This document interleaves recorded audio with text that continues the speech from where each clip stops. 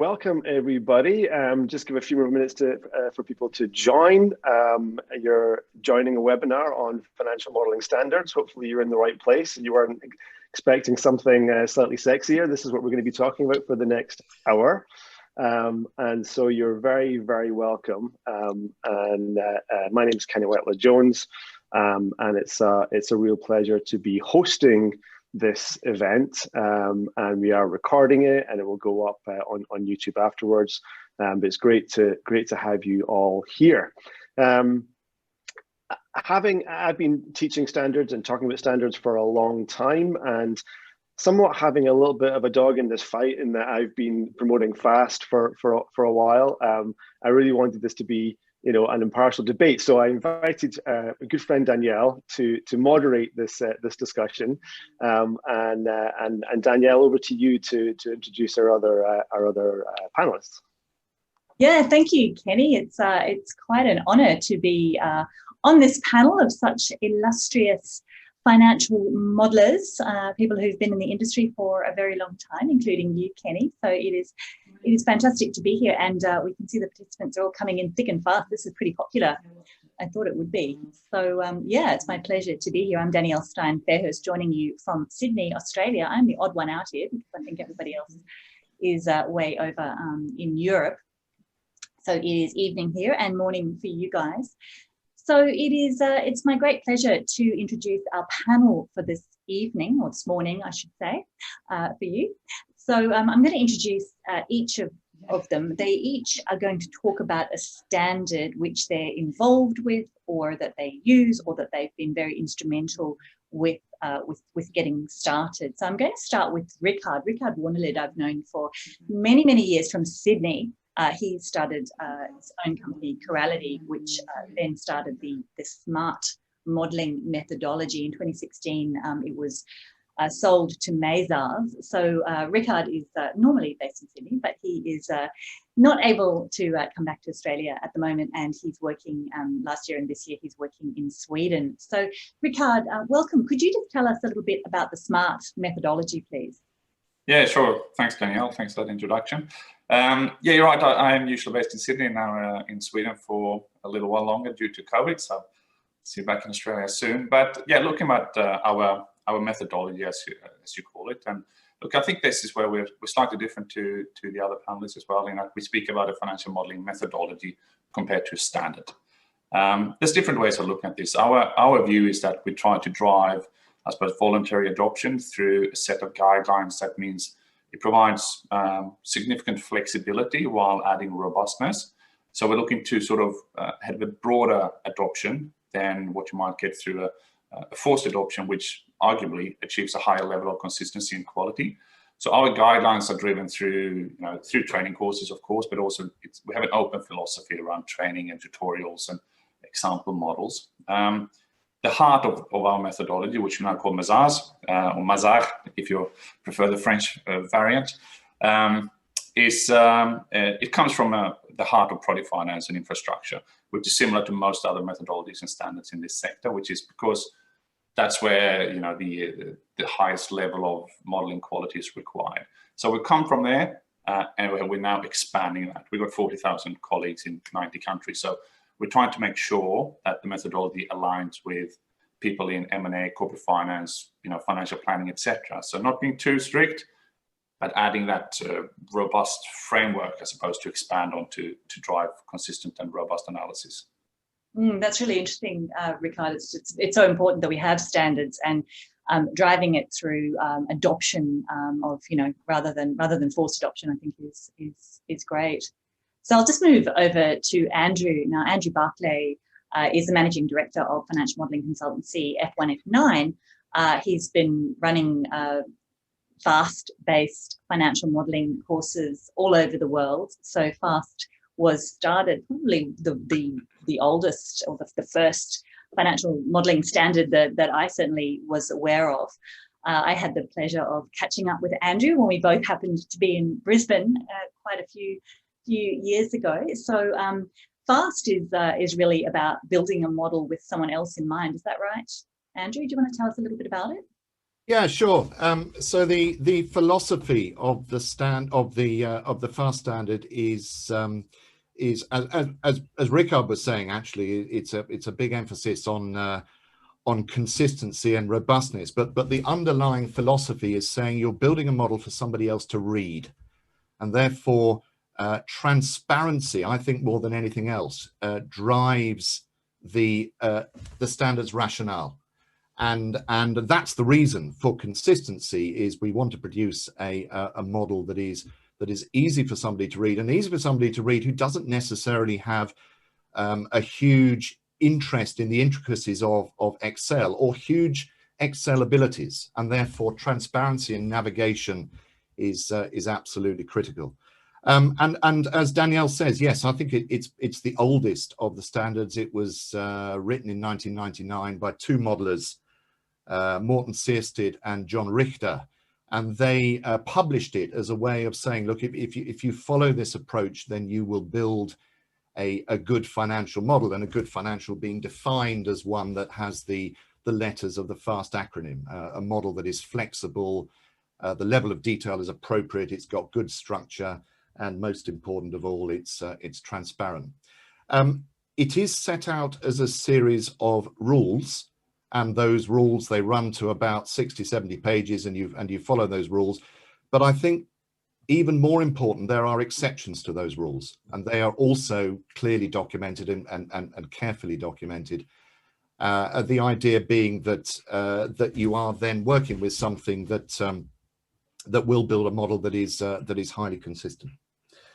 And then Danielle, the final thing I should say is that it's available to anybody.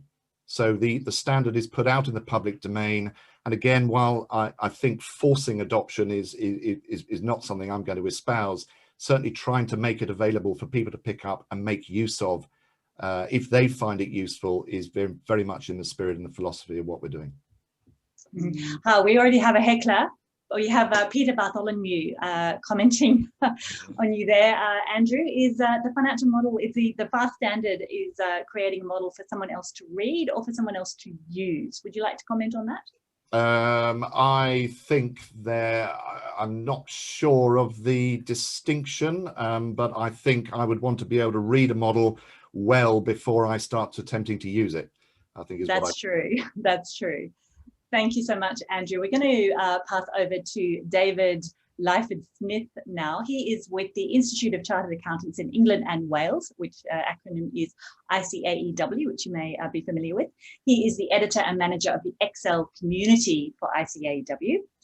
He started his Excel Tip of the Week series at BDO, which he still runs, and his standard is the Financial Modelling Code. Would you like to tell us a little bit about that, David? Yes, and thanks very much, Danielle, for the introduction. So the Excel community is a sort of group of volunteers, led by a group of volunteers, but it covers a lot of our members. So ICAEW, we represent about 160,000 chartered accountants in England, Wales, and elsewhere, as well as about 20 or 30,000 students on our various different courses. And so we started with the Excel community producing something called the 20 Principles for Good Spreadsheet Practice, which is very, very high level sort of best practice guidance for spreadsheets that we put out. And then developing out of that, we had some interest in sort of talking about how that kind of very high level principles might apply to financial modeling.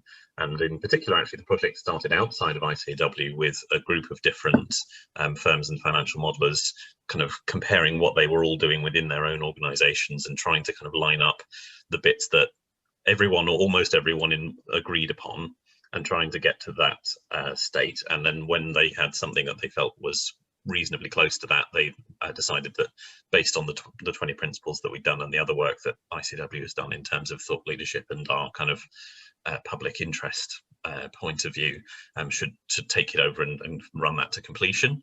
And so we then tried to develop the financial modelling code as something that's less formal, I think, than a standard or a methodology, and is trying to set out what we think are sort of the principles of what we think a model should be aspiring to do in terms of being understandable and reliable and kind of interpretable by its users, and sort of telling a story about the numbers that are being used, but leaving it very, very open in terms of how somebody might actually choose to go about that, and kind of acknowledging that there are huge differences in how people actually put that into practice. So there's, I think, different ways of defining them, but we were sort of saying, you know, an in-house methodology for a specific firm might say your input should be in this shade of yellow, and a standard might be saying, oh, your input should be yellow or easy to find in some way, and ours is just saying you should have inputs that are easy to find, and then yellow or otherwise it's up to you. Although I know that actually lots of people do like yellow, and I do know that nobody likes the Excel input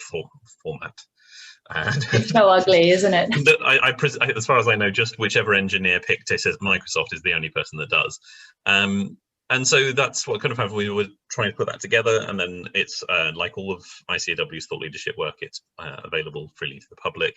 And we've been very blessed to have various organizations sort of endorse it as supporting organizations, saying that they think that this is a good way of laying out the goals of what you want. And actually, for a large part, what we wanted to do is also produce a standard that's for procurers, rather not just for people who are doing modeling, but people who want to get one and aren't modelers, to have something just to measure a model that they're, you know, being pitched against, and say, well, does this model meet these kind of basic conditions? And you know, so that's the kind of standards that we have. And you know, I suppose we'd see it as kind of trying to be a sort of a higher level background, that you could very well meet the general recommendations that we put in that code, whether you're following FAST or SMART or any other standard. And indeed, Mazars is a supporting organization. We have several companies that use FAST as their standard that are supporting organizations, and we have Microsoft as a supporting organization as well.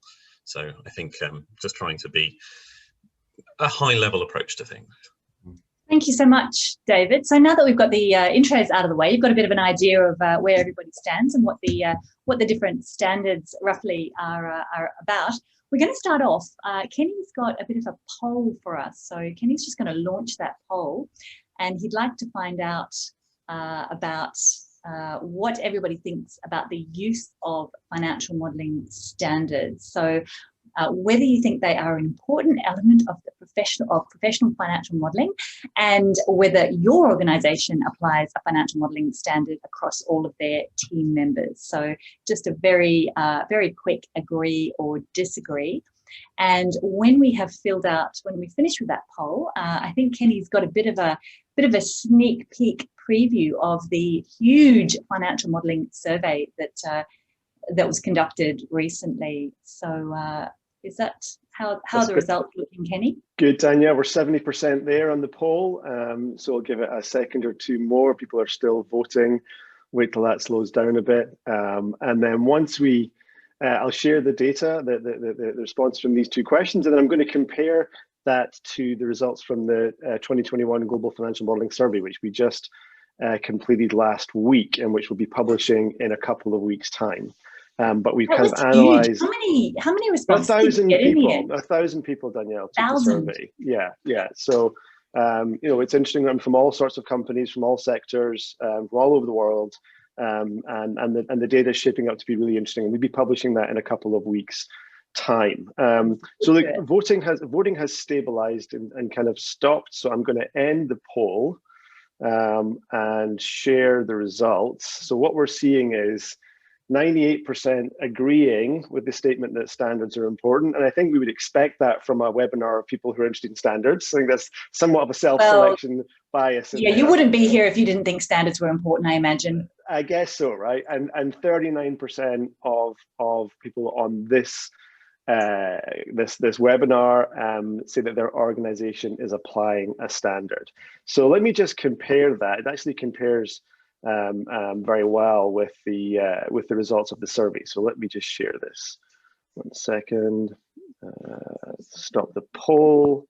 Let me share my screen. Hopefully you can see my PowerPoint. And so if we look at, so this is a survey of 1,000 people, and that first question, modeling standards are important. Across that 1,000 people, 91% said yes, compared to 99% on the call here. and my organization applies a standard was 41% compared to 39% of the call. So pretty similar, pretty similar.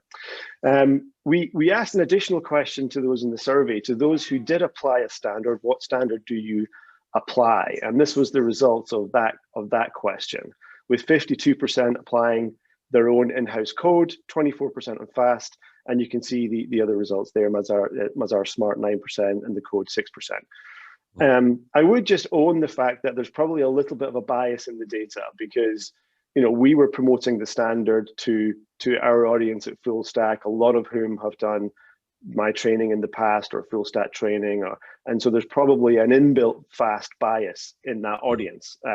So I just want to own that in the data. But interesting nonetheless, I think the large proportion of people using an in-house code of best practice, I really didn't expect that to be the case. So that's really interesting. So Danielle, over and back to you to get some responses from our panelists.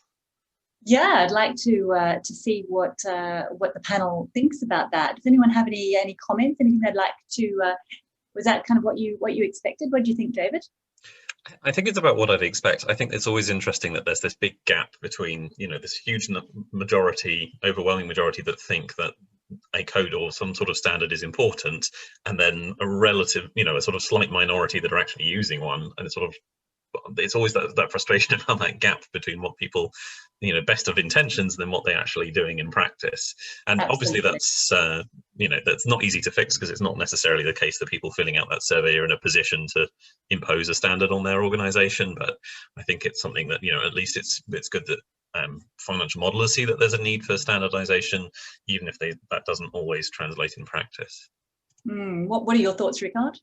Yeah, look, I think it's quite interesting to drill into that the in-house component there, which, I mean, myself and the other panelists on this call, we train organizations, so we know that often this is glorified, saying that I got a color scheme that applies to assumptions and output sort of thing.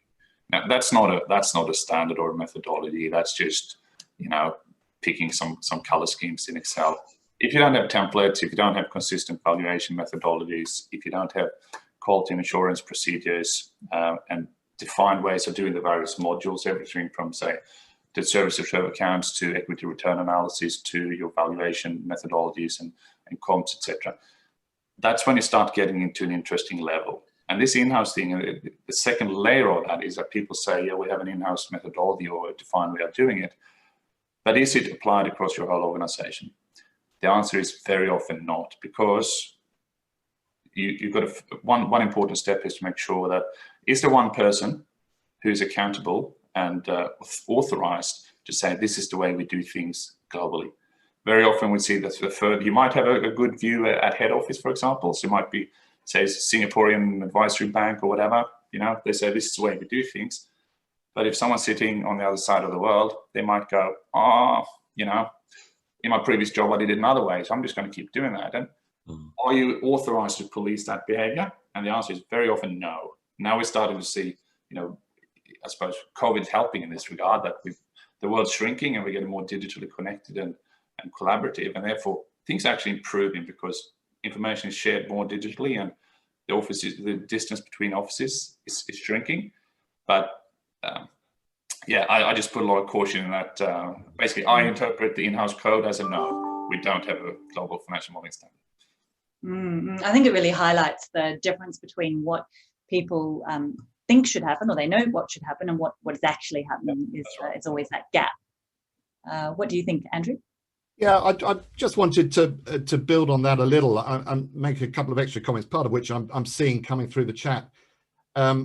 So I'm hearing Rickard's point that in-house code may mean no, but it could also mean people have taken another standard and bent it to their organization's needs. Yeah. And I think starting with the idea of what does your organization need, I think is quite an interesting point. At one extreme, if you have an organization with one modeler who does all the modeling, never needs to share anything, then I think the need to adopt a particular approach may be less than if you've got a culture of model sharing, model review within the organization. And if the models do not go beyond that organization, then again, I can see the logic of of building something that works for that existing group of people. And I suppose the strongest case for, let's call it a converged standard or a generally accepted spreadsheet principles, the strongest case is with organizations that need to share their models with others.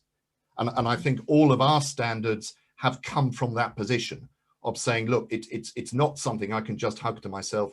It is something that I need to prepare to share with organizations. That was kind of the next thing I wanted to explore with the three of you was why there are three different standards, and could you ever see a point in the future where they'll converge and become sort of one standard? What do you think?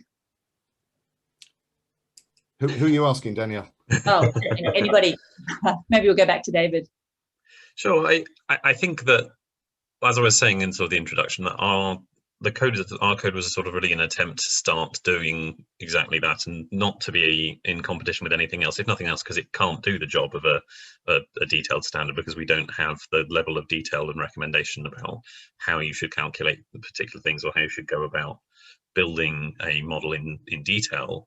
It's at least our attempts at sort of trying to get I suppose a first statement about what we are trying to get as many people as possible to agree on what they think their modelling should do and what it should look like and what qualities it should have, with then leaving plenty of room for people to then differ in how they want to actually put that together. So a good example from that is that named ranges is something that you'll find modelers going anywhere from absolutely everything should be a named range to there shouldn't be any named ranges whatsoever, and every position in between, all very passionately held.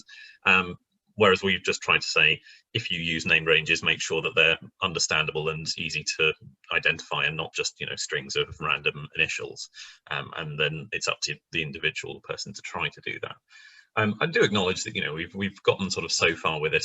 So we launched the financial modelling code about 2 years ago now, and we've still got, I think, a lot of room to grow in terms of getting some more voices sort of behind that and trying to spread the message of that. And I think there's still there's revisions to be made, and I'm sure we'll need to do updates and new versions as we go as well.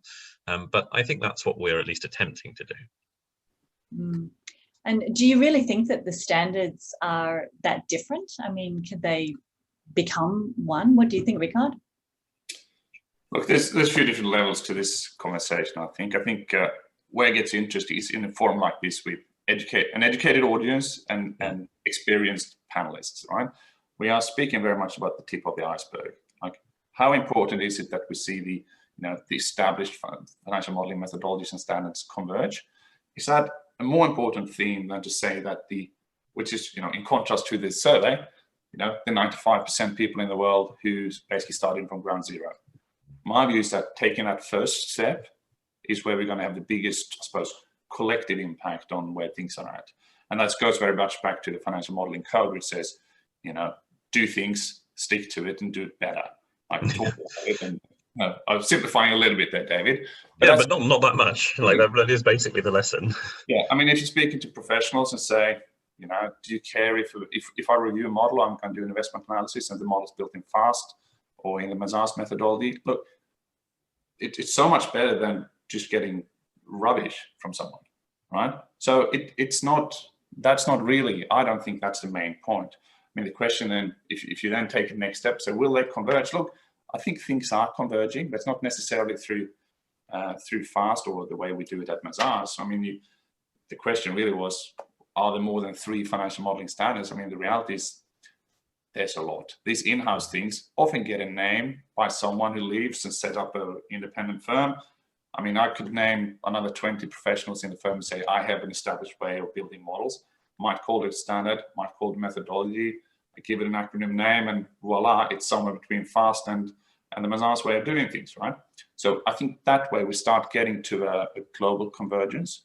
When we did, I had a presentation with Morten, who's sort of one of the founders of FAST, back in, I don't know, 2007 or something, with the USPRIG, European Spreadsheet Risk Interest Group, which was about, at that point, general accepted financial modeling principles, because there was this view that was so wildly different. The reality is the content of that presentation was pretty much the financial modeling code.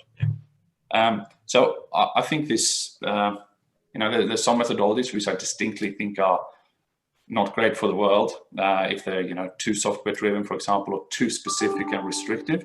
But they're for specialists, special situations. I think if you compare the things we're talking about here in this audience, we're not wildly disagreeing about some things. Well, some things we are, but then you're drilling down, right? Mm-hmm. We're all just too polite. Andrew. So I'm gonna get off the fence here, and because I know one of the questions underlying this webinar is, look, what's the difference between the three? And I think the ICAEW's work has actually moved things on quite considerably, in that we are now looking at three standards that I see as very much on a spectrum, and I see the ICAEW work. It's a great door opener. You read the code. I'd also recommend the 20 principles and the one that gets least publicity, David, which is the competency framework. All three, I think, are great documents to sort of open the door. And then as you go down the spectrum, you are then, I think, looking at smart and fast, which are not that different in terms of their execution and in terms of their philosophy. And I'm going to say, and by smart we mean the Mazars methodology. I mean Mazars smart. Indeed, fast is just goes a little further. It is deliberately more restrictive, and the analogy I often use is it's like strapping on ski boots. When I first went skiing and put on those boots for the first time, I could not believe how uncomfortable an experience it was. But then once they were on, and I began to realize what it could open up, it was an astonishing transformation. That is such a good analogy, Andrew. I hadn't heard that before. It's so true. Maybe Andrew, you should have tried snowboarding.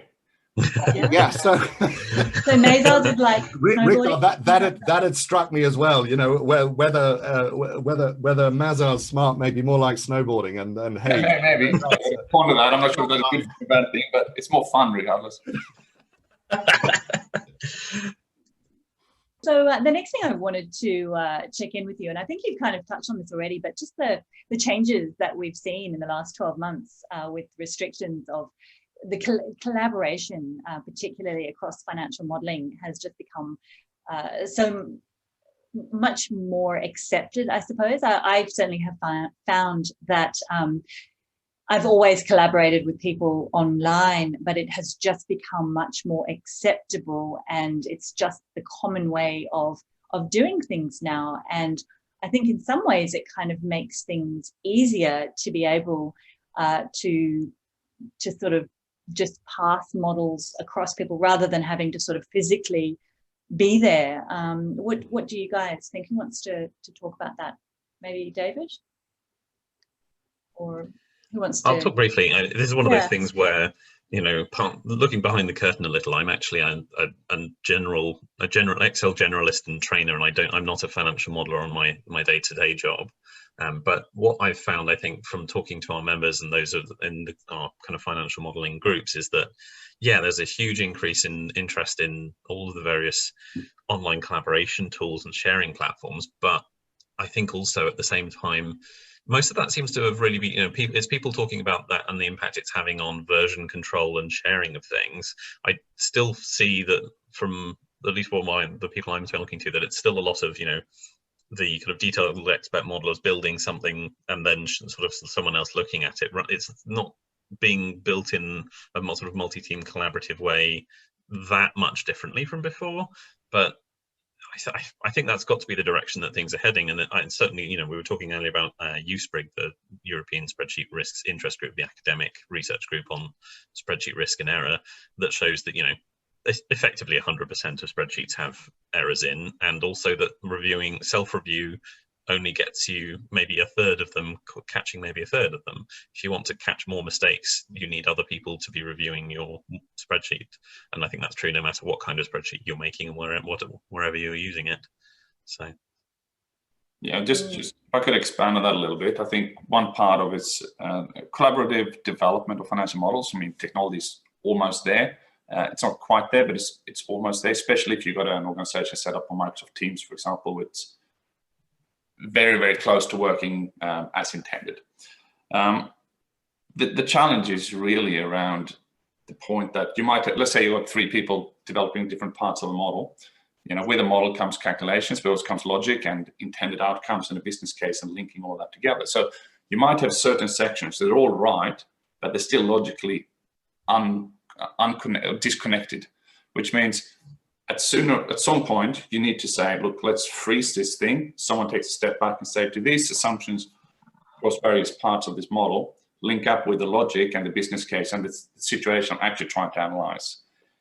Could that change over time? Well, maybe it could, but I don't think we yet there on saying that this is, you know, when things get developed internally, it's quite unusual to see like a project brief, for example, or the way you would do it in a software coding development, where you say, these are the user test cases that you need to do. This is how we know that this whole thing is working on a distributed level. Right now, we're still very much on that point that someone needs to take a step back, look at this whole thing and say, does this thing that we've created collectively, does it make sense? And that's a bottleneck that I haven't seen anyone come close to, you know, doing something that's better than the, I suppose, experienced professional taking a look at the whole constructed output to make sure that the quality is there. Yeah. Anything else to add to that, Andrew? No, Danielle, don't think so. I think that's interesting. One of the questions I wanted to cover, probably one for you, Andrew, is that people make comments like, having a standard makes my work more difficult. Having a standard is a nice idea, but in reality, it just makes it's really difficult to implement. What do you say to people that say that, Andrew? Yeah, about fast usually gets that complaint. It's the ski boots argument, Danielle. I mean, when you first, I mean, take a look at Excel. You know, you first come to Excel, and I'm as much this characterizes me as much as anybody else. You come to Excel for the first time, and I'm thinking back when I first met it, and you think, wow, what a tool I have got here. What an amazing tool available for me to do whatever I like. And the natural instinct is to explore everything that Excel has to offer. And so when somebody comes along and says, okay, I'm going to require you to work in a certain way that is deliberately going to restrict your ability to use Excel to, I would say, no more than 4 to 5% of Excel's total functionality. You know, if I think about the models that we build in F1, F9, 450 odd functions in Excel, expanding all the time. We use no more than, let's say, 12 to 15 on a day-to-day basis, and it's a very deliberate restriction. And your first thought is why on earth would you do this? And my answer to that is that you are making things more difficult for yourself in order to enable excuse, I will stop my phone ringing in 1 second. In order to enable skiing, in order to enable something that allows you to get things done much more quickly in application, and much more effectively and much more productively in application.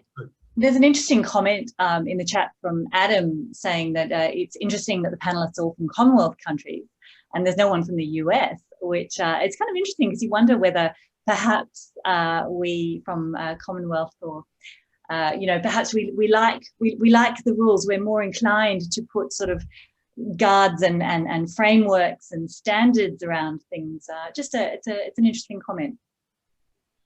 Yeah, look, I'm pretty close to that topic.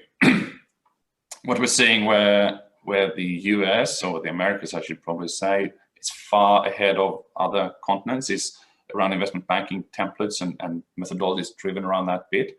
As mentioned before, a lot of the thinking that's gone into what's presented in this webinar comes from, I suppose, the project finance and infrastructure, banking and transactional type context, which is basically Europe and Australia were ahead of that. Of course, Canada you could wrap in there, but the US is now, the way we're seeing things, is basically on the adoption path of, I suppose, European practices. You see a different way, or infrastructure financing modeling has been done in a certain way in lots of different countries. Trying not to be too disrespectful here, I will say investment banking modeling is done far better from US organizations. That's where we are seeing a lot of strong consistency from the US investment banks, for example.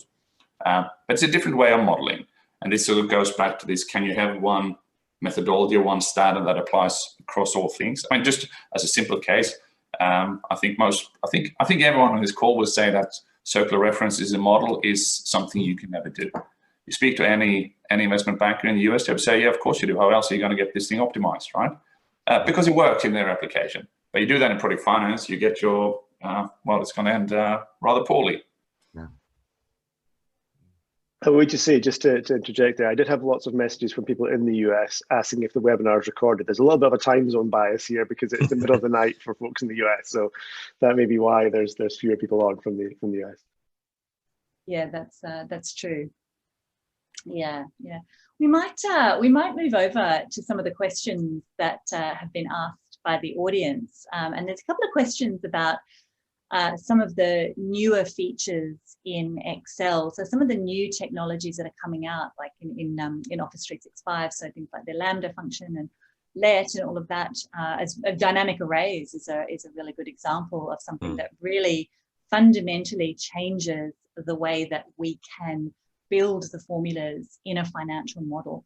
Do you feel like that is going to change the standards at all, or change the way that we model? Who would like to address that, David? Yeah, just to provide some high-level comments on, I think, the direction of new functionality. I think there's some really interesting stuff there. I think with let and with Lambda, which, for those who aren't familiar, very briefly, both either let you define values or your own user-defined functions using functions. Those are both sort of heading in the direction of more formal programming, and I know that Microsoft have been talking a lot about how Lambda makes Excel Turing complete and able to do effectively anything, which I think is a really enticing proposition, but at the moment, in terms of how that's actually put into place, I think is quite difficult to use. And I think where we've got to be really careful is actually just regressing to that named ranges thing, where it would be very simple, I think, to offload a whole bunch of complicated stuff into a let or a Lambda, and then just it kind of hides it away from the user, and it decreases transparency and it makes stuff harder to read. It's a sort of, you can define your own functions in a way that's not necessarily very easy for somebody who's reviewing it to understand. So I think it's kind of, although it's new functionality, it harps on some of the same points that I think all of our standards have been talking about, which is, if you're going to use these things, they've got to be properly understandable and properly documented, and not just increasing the kind of confusion and widening the gap between what the modeler knows and understands and what the reader knows and understands. I think that's got to be important. Dynamic arrays is one that's really interesting. I use them all the time at the moment in my own personal, as I say, not modeling focused Excel use for all sorts of stuff. And they've got some really useful functionality, but I suspect that the kind of fluidity of them is probably not what the rigidity of most financial models really wants. And I think they're not quite good enough yet. It's really annoying then that half the time the functionality I want with dynamic arrays is in Google Sheets but not in Excel, or is in Excel but not in Google Sheets. So neither of them is quite perfect yet. Yeah, look, I think Rickard? Yeah, there's some very good observations there from David, I think. The Mazars methodology is built around six themes, right? And two of them are to be accessible and to keep it simple. In my view, that means you need to think about your audience. In our organization, similar to Kenny's work and Andrew as well, to some extent, is models need to be shared with others.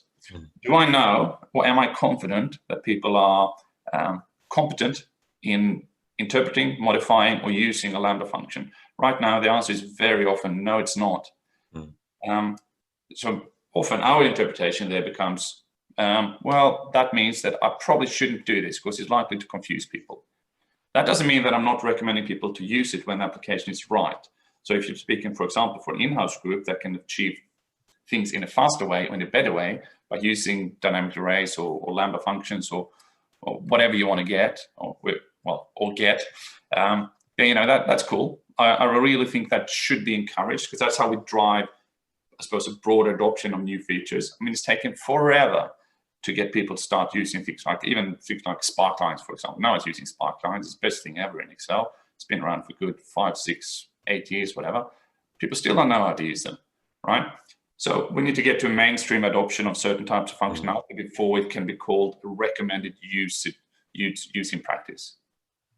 Just quickly going back on that, it's the same thing that, like, I would say that, there's no situation in which XLOOKUP is not better than the previous versions, but it's only in the newest one. So it's not going to be the standard for another 10 plus years. I look forward to the point where we can just say use XLOOKUP in every situation, but there's a very long lag time. I'm only now starting to get to the point where I don't see people with Excel 2007 anymore, and Excel 2003, and I still occasionally come across people using those.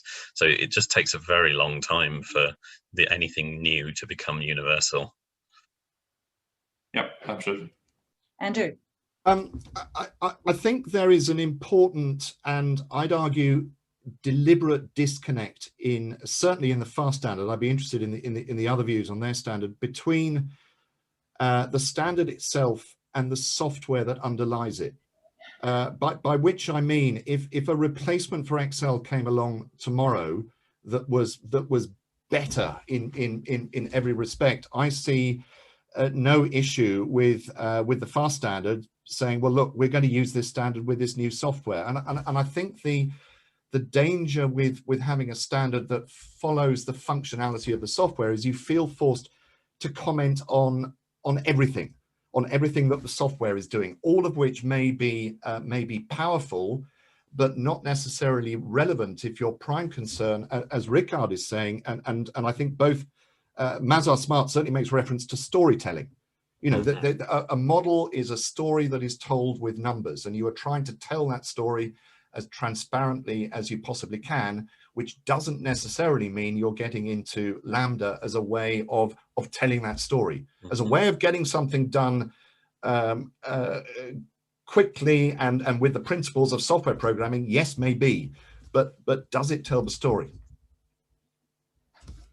Yes, that's a good point, and I think that's really interesting about the software.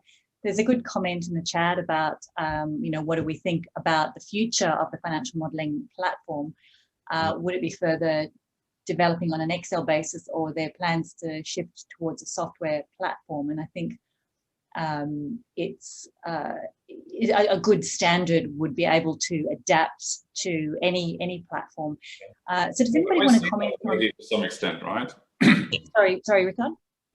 We started seeing that transition. It happens in, I suppose, micro sectors. So real estate, for example, has been in that bucket for a long time. Someone built a good Excel template, say 20 years ago, and then we've seen people say, well, let's just turn this into software because calculation is very similar most of the time. And that's true. And when that works, it's really good. Of course, it doesn't give the same level of transparency that you do in a spreadsheet, but it's overwon by robustness and just the consistency between organizations. The challenge becomes when you need to break that. I mean, we've seen it in renewable energy, for example. There are lots of software solutions coming up now, and there's new templates coming up.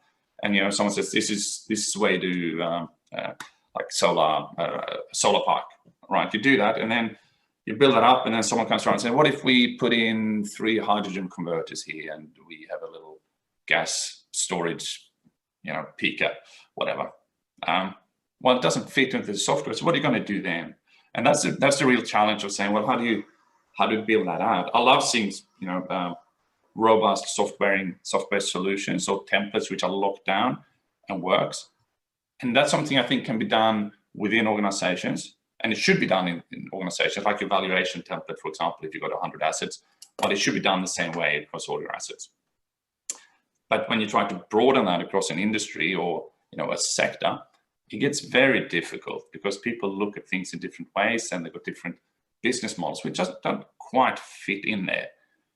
So my thinking is that it could be a little, a step forward could be a bit of a hybrid where you have, for example, like your rental yield calculation engine might be standardized and industry approved, and then that's sort of API linked back into an Excel model where you might have your deal making analysis sort of thing.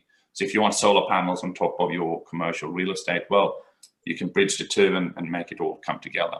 But we're a long way away from that at the moment. A lot of people want it to be there, but we're not there. We're getting so many fantastic comments and questions in the chat. I've tried to address some of them and to pick out some of the questions. Kenny, were there any particular questions that you think we need to bring out and to answer, to see if I've missed anything?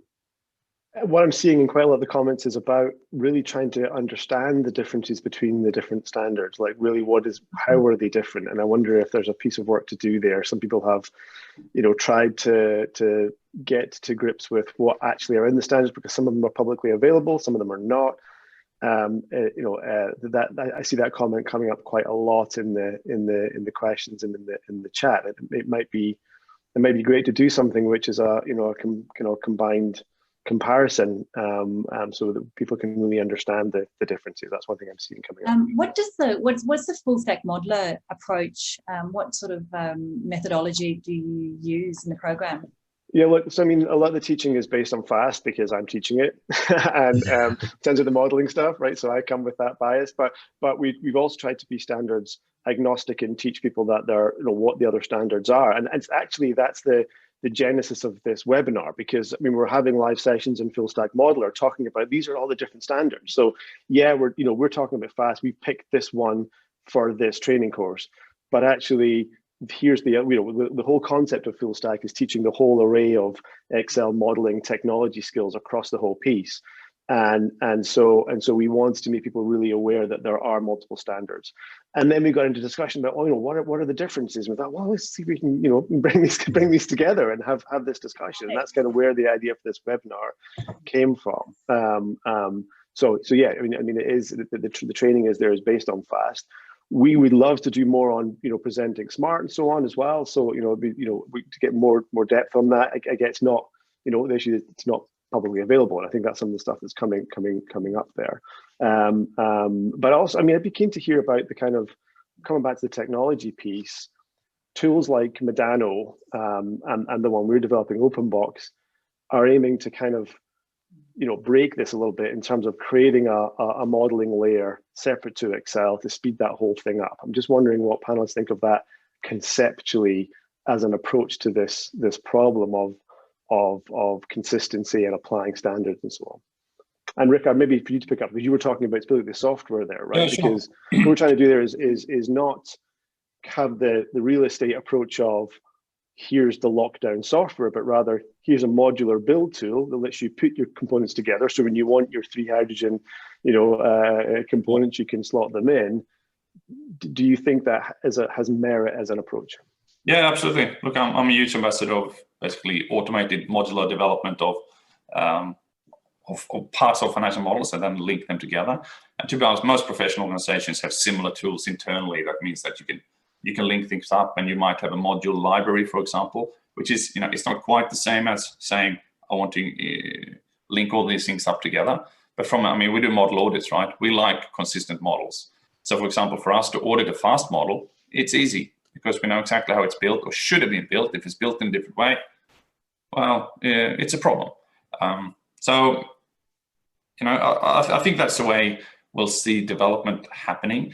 Where I think the biggest challenge with these things is when you build something with the software and then it goes around in a circle with people who are not familiar with the software, they tweak it and they try to bring it in to sort of modify the model. It can get a bit tricky because it doesn't get sucked back into the creation engine. If someone can crack that, I'm sure you will, Kenny. You have already, Rickard, just to let you know.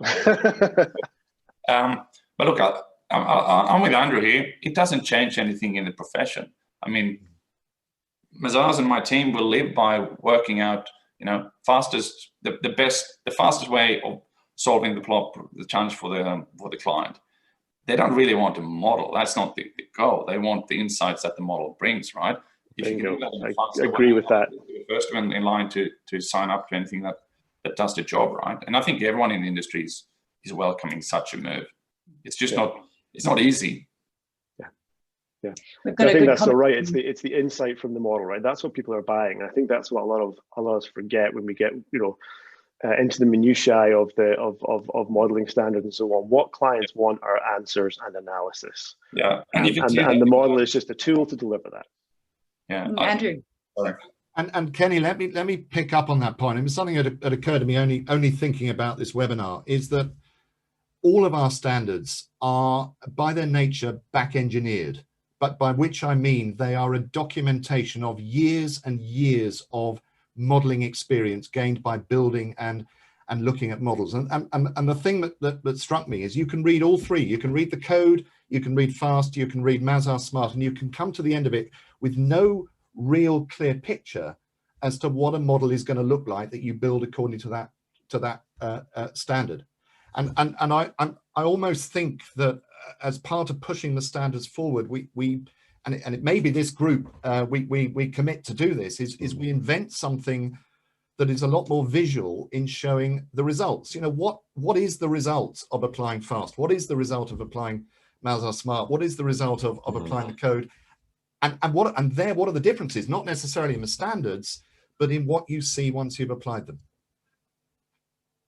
There's a suggestion from Ayman saying that we should initiate a project to have an international financial modelling standards like what accountants did with GAAP and IFRS.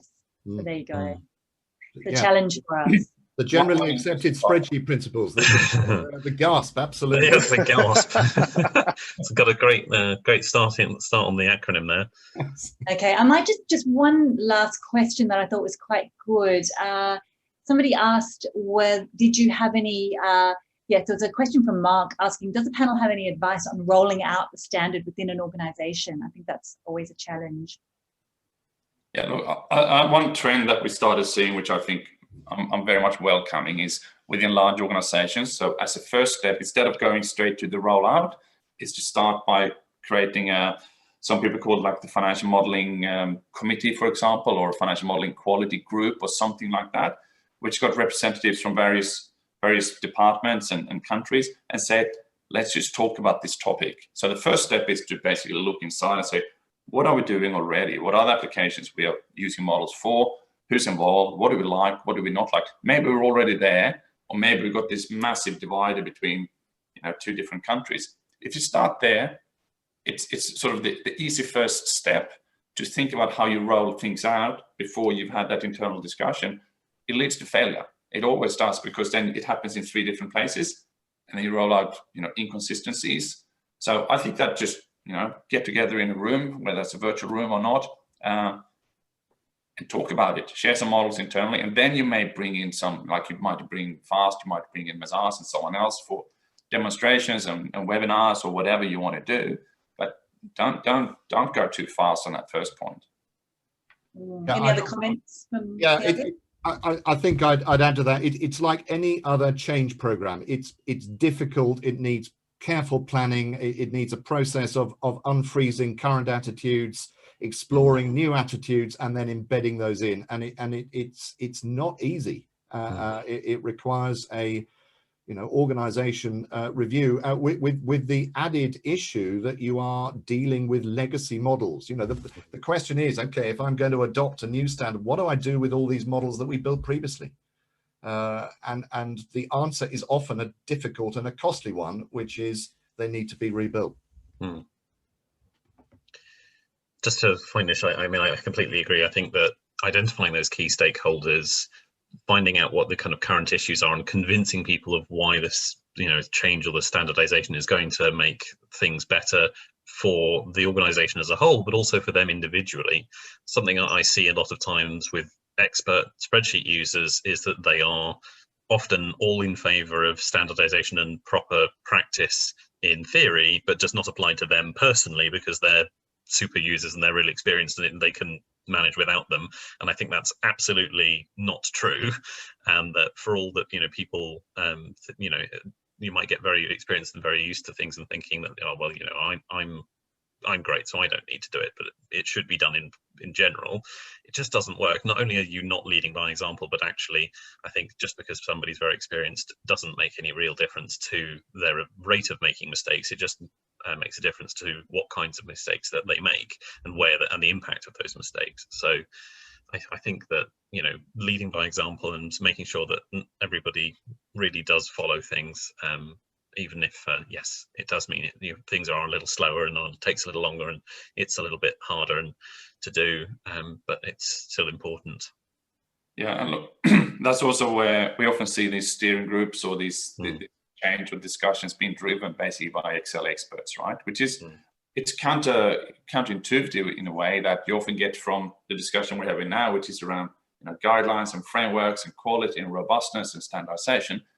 You know, and 30 seconds later, you talk about the Lambda function, get, and dynamic arrays. Like, yeah, we love detail. They're different stories. You know, they're completely different topics, but we always end up here when we should be here. Okay, yeah, we are just about to time. I was just saying we love detail. We love functions, love detail. That's where it's always going to end. People try to end up, and it's hard to keep pulling that viewpoint up to the strategic. So I'll just see if there's any closing comments on what each of the panelists, what do you see the future of, what the future holds for financial modelling standards? So maybe we can start with you, Andrew. To close, any last comments? I'll tell you what I would like the future. I'll tell you what I'd like the future to be, which is a repudiation of the idea that you can build a financial model without any regard to standards at all. And there are too many models. We all see them, too many models where somebody has sat down and said, great, Excel, I can do what I like.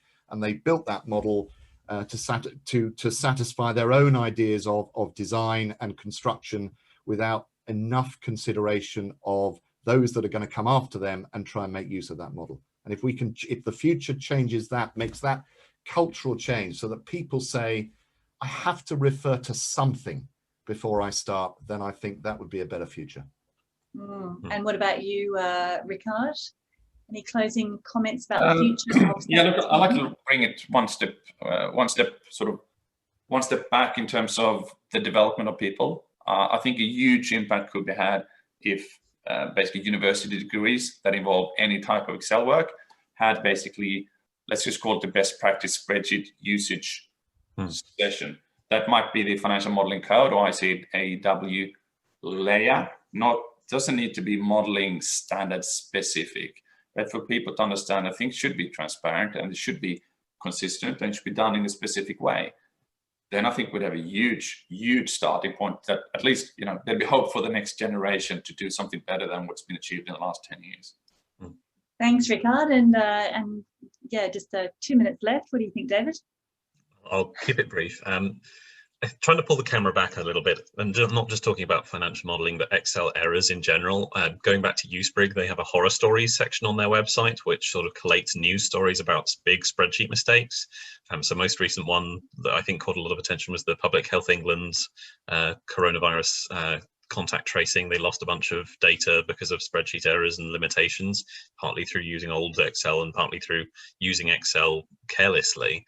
And I found it quite depressing, the kind of the general public opinion coming out of that was sort of, well, they shouldn't have been using Excel to do something serious and proper, rather than saying, sure, if you're using Excel as part of you're doing something serious and proper, you shouldn't have been using it like that, and you should have been thinking about how to improve practices, because otherwise all that happens whenever these stories comes up is that everybody sort of scoffs at the program being used in those contexts, doesn't actually learn any lessons about how to avoid them, and then just goes back to using their own spreadsheets for all the same risky stuff that they always did. So I think what I would love to see, not just in financial modeling, but in Excel use more generally, is it being spreadsheet risk being taken seriously as a serious risk that causes problems, and Excel environments being taken seriously as something that, you know, do require standards, do require thought to avoid those kind of mistakes. And I would love for that horror stories page to never get another update, basically.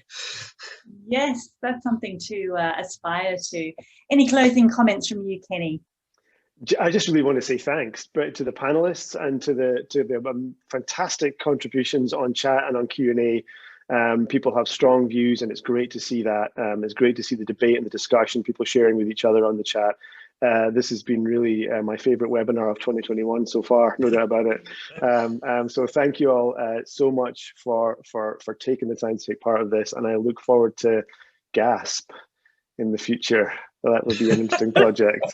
So yeah, fabulous. And we'll follow up with resources from each of the organizations here in terms of the modeling code and FAST and guidance, and Danielle's books and all the great stuff that's out there. We'll follow up by email with a list of resources. Thank you so much, Kenny. Thank you to the panelists, and especially thank you to the audience. Fantastic participation, and really enjoyed it. Thanks, everybody. See you next time. Bye. Thank you. See you. Thanks very much. Bye now. Bye-bye.